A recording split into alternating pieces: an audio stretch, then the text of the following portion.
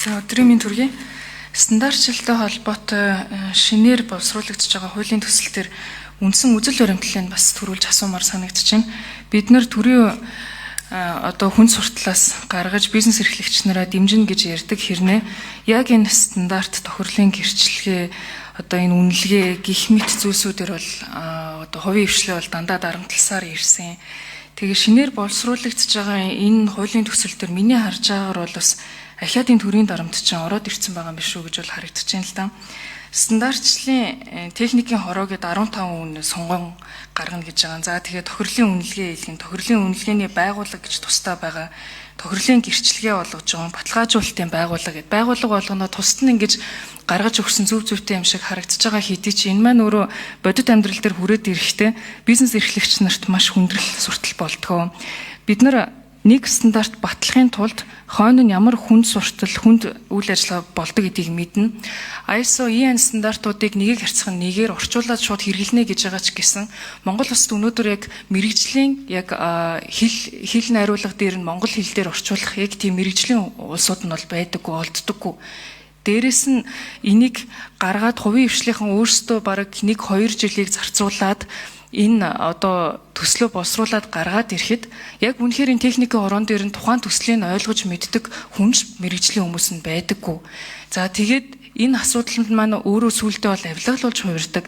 Дараагийн нэг асуудал нь бол бид нар энэ олон улсын өндөр дүнтэй стандартуудыг үндэсний хэмжээний стандарт болгох гэж оруулж ирэхэд гол нь манад лабораториуд нь угаасаа байдгүй.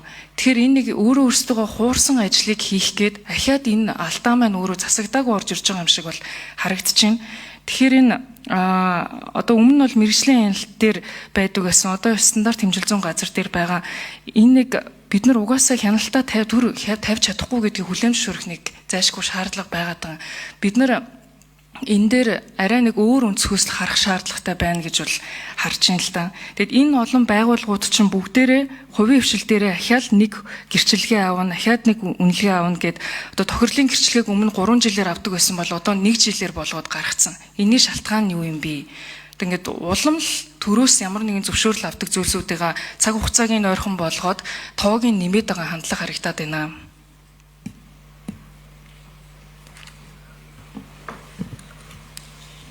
За шадар сайдын микрофоныг. За зингэн гишүүний асуулт бас анхаарах зүйлүүд байгаа энэ хууль дээр цаашаа хилцүүлгээ явцд бас засах сайжруулах зүйлүүд байгаа. Ер нь Монгол улсын хувьд бол манайх өөрөө стандарт тохирлын үнэлгээний олон улсын гэрээ конвенц эрх зүйн зохицуулт үүрэг хариуцлага нь олон улсын худалдаа тэр дундаа бараа бүтээгдэхүүний энэ одоо чанар аюулгүй байл дотоодын хууль тогтоомжийн уялдааг хангах юм үүрэг хүлээсэн байдаг. Тэр энэ агуулгаараа бид аль болох олон улсын хууль за мөн одоо гэрээ конвенц за түүнээс гадна дотоодын хууль журмаа илүү иргэдэд ээлтэй бөгөөд нээлттэй ямар нэгэн хүн сурталгүй байх талаас нь харж байгаа.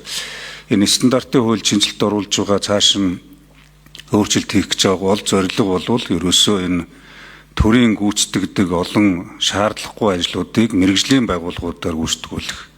За хоёрдугаарт нь зөвшөөрөл нэртэй баахан хэрэгтэй хэрэггүй цаас цуглуулаад тэрийг үзэж хараад үнэлж дүгнэхээсээ илүүтэй ширээн дээрээ хийж дарчаад тэгээд дуртаадаа зөвшөөрөл өгдөг дургуугаа хайдаг хүнд суртал болдог энийг халъя гэж энэ тогтолцоог. Тэгэхэд бол стандартыг баталсан байхад өөрөө тэр стандарт нь шинжилгээ ухаан судалгаа шинжилгээний нотлогоотой аюулгүй чанар стандарт нь хангагдсан байх юм бол стандарт нь зөвшөөрөл байдаг бай. Зөвшөөрөл нь өөрөө стандарт нь байдаг бай. Энэ стандарт бүгд нийтээрээ мэддэг, мөрддөг, шаарддаг байх юм тогтолцоо руу орцгоё гэж ингэж одоо энэ хуулийн өөрчлөлт шинжилтүүдийг хийж одоо тодорхой болгож илүү одоо нээлттэй болгоё гэж ингэж оруулж байгаа. Бид нар өөрсдөө бас энэ дэлхийн худалдааны байгууллагын одоо гишүүн орны хувьд дагаж зайлшгүй мөрдөх ёстой стандартууд ч бий. Түрүүний тэр техникийн хороо зохицуулах одоо хороод гэдэг зүйлүүдээр анхаарах асуудлууд байгаа. Мэргэжлийн гэхээсээ илүүтэй бас одоо яг чаддаг тэр дундаа туршлагатай эрдэмтэн судлаачудаас бүрдсэн тэгээ илүү одоо чадвартай илүү мэдлэг мэдээлэлтэй мэрэгжлийн хүмүүсээр энэ стандартын хороодыг бүрдүүлэх зайлшгүй шаардлага бий.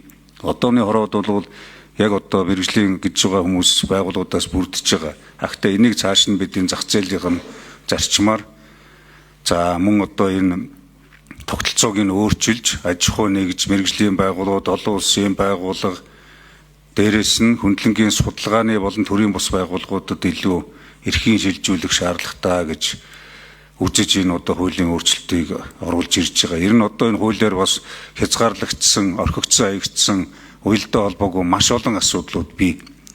Өмнө ч бид мэрэгжлийн хяналт гэж байхдаа мэрэгжлийн гэхээсээ илүүтэй сонирхлын стандарт гэхээсээ илүүтэй зүгээр хувь хүний үзэл бодлын тийм дүгнэлт шаардлагууд явдаг байсан учраас бизнесүүд боогддог, хаагддаг, хүн суртал нэмэгдэг. Өнөөдөр ч авилга хэвээрээ биш шүү дээ.